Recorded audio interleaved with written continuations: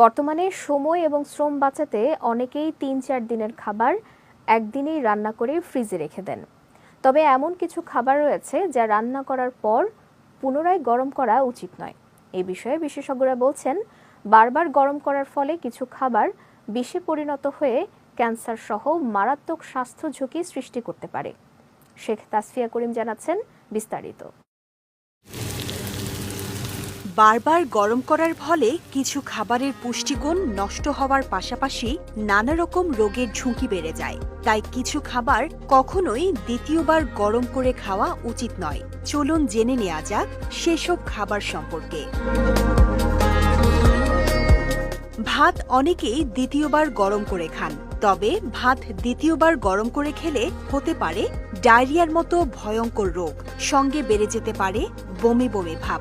বিশেষজ্ঞদের মতে ভাত যত ঠান্ডা হয় তাতে তত ক্ষতিকর ব্যাকটেরিয়া জন্মায়।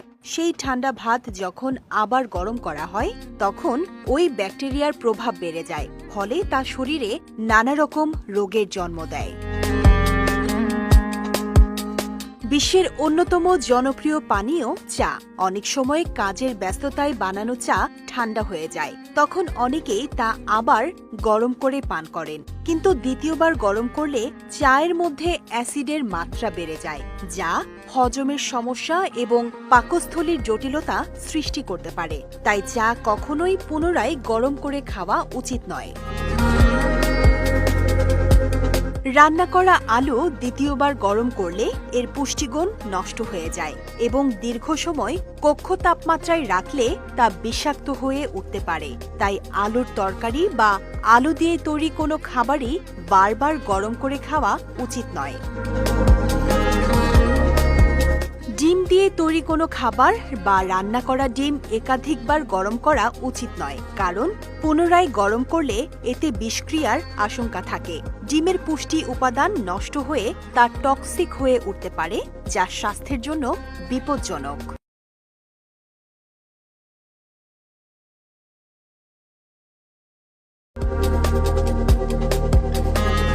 বিশেষজ্ঞরা জানান, পালং শাক একাধিকবার গরম করে খেলে শরীরে কার্সিনোজেনিক প্রোডাক্ট বা ক্যান্সার সৃষ্টিকারী উপাদানের পরিমাণ বেড়ে যায়। এর ফলে স্বাস্থ্যের নানা ধরনের সমস্যা তৈরি হতে পারে।